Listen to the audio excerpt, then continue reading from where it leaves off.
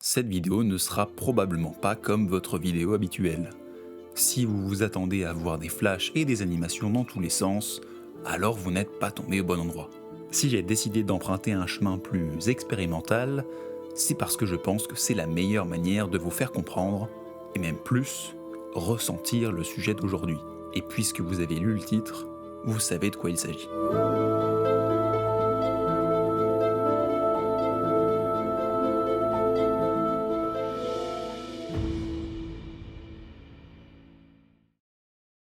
Notre histoire remonte de quelques années, jusqu'au 6e siècle pour être précis. Et comme toutes les histoires, elle parle d'un protagoniste. Et ici, il s'appelle Bibon. Bibon vivait en Grèce antique, et bien qu'on ait très peu d'informations sur lui, nous connaissons la plus importante, qui est aussi la seule. Elle se trouve à Olympe, gravée sur une pierre de plus de 140 kilos. Bibon, fils de Fola, m'a soulevé par-dessus sa tête à une main. Les traductions peuvent varier. L'historien Norman Gardinier, par exemple, traduisait plutôt le mot « soulevé » par « jeté ». Mais ça n'a en réalité que peu d'importance. Car ici, ce qu'il faut retenir, c'est qu'un homme vient de réaliser ce qui est encore aujourd'hui un exploit en décollant du sol une pierre de 143,5 kg. Ce jour-là, un record a été établi à Olympe. Mais c'était déjà bien avant que les hommes soulevaient des charges pour s'entraîner. Car des peintures funéraires dans les tombes de Beni Hassan, datant d'environ 2000 ans avant Jésus-Christ, le montrent en Égypte. En Chine, c'est un peu plus tard que les premières traces apparaissent, plus précisément sous la dynastie Han, dont on sait que les soldats soulevaient des ding, qui étaient des sortes de gros pots en bronze. Si je vous parle de tout ça, c'est pour une raison bien précise. Les hommes ont toujours voulu être plus forts, mais aussi, de toutes les époques, certains voulaient être les plus forts. Ils ont toujours eu cette volonté de se dépasser. Et se dépasser n'est pas simplement qu'une manière de dévoiler son potentiel, mais le potentiel de toute une espèce. Aujourd'hui, cette volonté de montrer sa force est principalement connue avec l'haltérophilie. Et si vous ne connaissez pas cette discipline, ne vous inquiétez pas, je suis là pour ça. L'haltérophilie est une discipline olympique qui consiste à soulever des poids au-dessus de sa tête. Dans l'idée, c'est assez simple. Dans l'exécution, ça en est bien différent. 2 mouvements sont réalisés, l'arraché et l'épaulé jeté. Chaque athlète dispose de 3 essais sur chacun des 2 mouvements, et seul le meilleur des 3 est comptabilisé. L'athlète possédant la plus grosse somme, c'est-à-dire le total du meilleur essai réalisé à l'arraché et réalisé à l'épaulé jeté, se voit être le vainqueur de la compétition. Si aujourd'hui l'haltérophilie est une discipline assez connue, notamment par son apparition dans les Jeux Olympiques de 1896, qui étaient aussi les premiers jeux modernes, ce n'est pas la seule manière de prouver sa force. Je pourrais parler du streetlifting, qui est une discipline qui consiste à soulever le plus lourd possible sur les mouvements de calisthénie. Pour ceux qui ne connaîtraient pas, la calisthénie est une branche de la musculation où les pratiquants s'entraînent uniquement avec le poids de leur propre corps. C'est honnêtement très impressionnant de voir à quel point ils sont capables de faire des choses que je ne suis même pas capable d'imaginer. Mais dans cette vidéo, je ne parlerai pas de ça. Simplement parce que cette discipline en mériterait une entière. Dans cette vidéo, je vais vous parler de 2 disciplines très particulières et pas moins impressionnantes. Et pour cette première, je vais revenir un peu dans le temps. Au 19e siècle, le terme strongman n'avait pas la même définition qu'aujourd'hui. Si on peut le définir littéralement comme homme fort, à cette époque, il désignait les circus strongman ou les strongman des cirques. L'une de leurs performances la plus notable était la réalisation de la bench press, qui était une manière de montrer sa force en soulevant une haltère au-dessus de sa tête, à une main. Seulement, à la fin du XXe siècle, un événement appelé The World's Strongest Man, ou l'homme le plus fort du monde, a fait son apparition. Et on peut dire que beaucoup de choses ont bougé. Aujourd'hui, c'est grâce à cet événement que le strongman a été et est encore popularisé. Le concept est assez explicite, déterminer qui est l'homme le plus fort du monde. Pas le plus fort dans une discipline, mais le plus fort tout court. C'est exactement pour ça qu'on y retrouve énormément d'épreuves variées, telles que du soulevé de terre et du squat, mais également du levage de pierre et du tirage des véhicules, de la presse verticale ou encore du farmer's walk.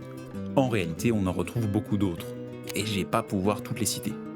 Sinon, ça serait épuisant. En réalité, même si chaque épreuve demande de soulever le plus lourd possible, tous les athlètes doivent être extrêmement complets, du fait du nombre de ces épreuves. Et ça peut paraître assez bête dit comme ça, mais cet événement porte très bien son nom. Chaque athlète reçoit un nombre de points en fonction de sa performance sur une épreuve, et celui qui a le plus de points à la fin de toutes les épreuves remporte l'événement. De ce fait, le gagnant est forcément un athlète remarquable dans toutes les disciplines évaluées, qui sont toutes des disciplines de force. Je pense que c'est le plus proche de ce qu'on peut appeler l'homme le plus fort du monde. Et c'est exactement pour cette raison que cet événement est si populaire. C'est littéralement l'apogée d'une espèce entière. Plusieurs événements ont découlé de ce dernier, dont un appelé World Deadlift Championship. Il réunit des athlètes internationaux, notamment des strongman, pour élire le plus fort sur un seul mouvement, le deadlift. Le deadlift, c'est clairement le mouvement de force le plus simple à comprendre. Une barre posée au sol, et le but, c'est de la soulever. Mais au-delà de sa simplicité, c'est également le mouvement où on peut soulever le plus lourd. Pour en revenir au World Deadlift Championship, je ne vais en réalité pas beaucoup le détailler, tout simplement parce qu'il existe déjà une excellente vidéo sur le sujet, réalisée par Instant T. Honnêtement, cette vidéo est très détaillée et très simple à comprendre pour les non-initiés. Alors si vous voulez savoir comment l'homme a encore dépassé ses limites, je vous invite à aller la voir. Moi je vais continuer, puisqu'entre-temps, il s'en est passé des choses. Depuis qu'Hafthor Julius Björnsson, un colosse de plus de 2 mètres et 200 kg, a soulevé 501 kg, son record, qui était largement controversé, n'avait pas été battu pendant 5 ans. Et personne ne pensait que cette barrière pouvait être à nouveau battue un jour. Mais si vous vous souvenez bien, c'était la même chose il y a maintenant près de 10 ans. Et si j'en reparle aujourd'hui, je pense que vous savez pourquoi.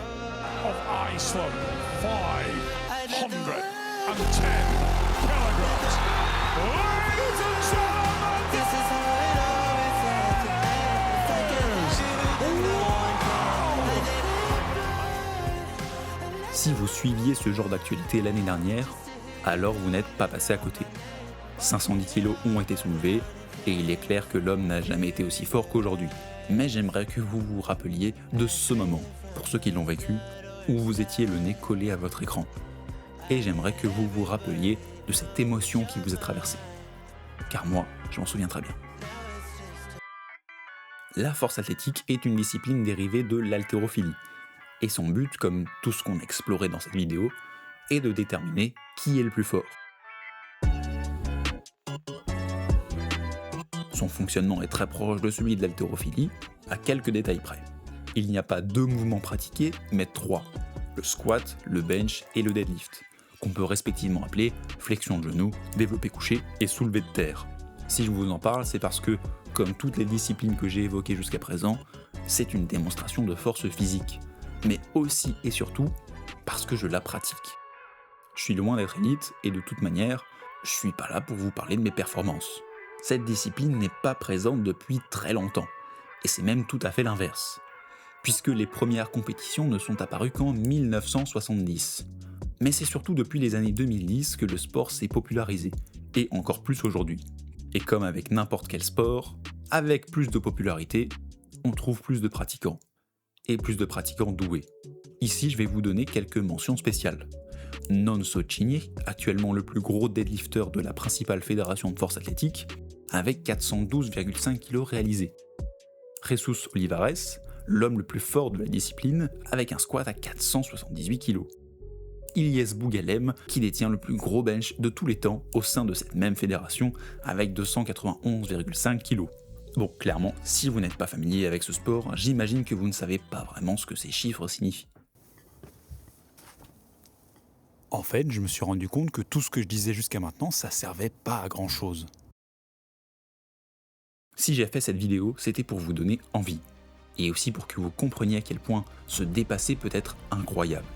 Et un bon moyen de vous l'illustrer était avec les sports de force, qui sont, selon moi, les disciplines les plus explicites. Plus le chiffre est gros, et plus vous êtes fort. Mais jusqu'ici, je n'ai fait que vous présenter ces disciplines, et je me suis rendu compte de quelque chose. Il y a des choses qui ne s'expliquent pas, mais qui se montrent.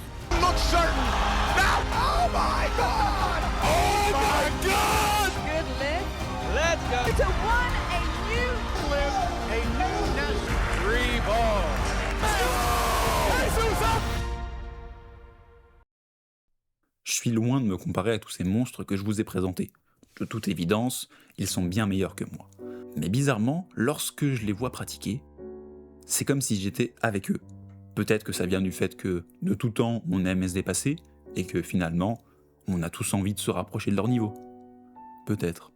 Et au-delà de vouloir s'en rapprocher, vouloir dépasser ses propres limites procure un sentiment très particulier. Pour ceux qui ont déjà fait ce genre de choses, vous connaissez parfaitement ce sentiment. Ce sentiment méditatif où presque tout s'arrête. Ce sentiment où nous sommes confrontés à l'inévitable. Ce petit moment où l'adrénaline nous frappe. Cet instant précédé d'une simple pensée. Si je donne tout, mais vraiment tout, est-ce que la barre va monter ? Et finalement ce sentiment de fierté, de réussite. Et c'est ce moment que je traque, maintenant presque tous les jours. Et c'est pour ça que cette discipline est incroyable. Finalement, la force, c'est avant tout des hommes et des femmes qui ont vu dans l'effort ce que d'autres n'ont pas vu. On pourrait dire qu'ils ont transcendé l'effort pour en retirer quelque chose de meilleur. Et en fait, ça ne s'applique pas qu'à la force. Cette vidéo était l'occasion pour moi d'essayer de retranscrire ma passion pour le sport que je pratique. Peut-être que j'aurais réussi, peut-être que non. Mais je vais en profiter pour vous donner un avis personnel. Si vous n'avez jamais touché à la force, que vous êtes plutôt de l'équipe cardio ou même bodybuilding, je vous invite à essayer. Et je vous rassure, la force, ce n'est pas uniquement soulever des grosses barres. Mais la prochaine fois que vous êtes face à une épreuve, posez-vous la question. Si je donne tout, mais vraiment tout, qu'est-ce qui va se passer ? Et je vous garantis qu'il va se passer de belles choses.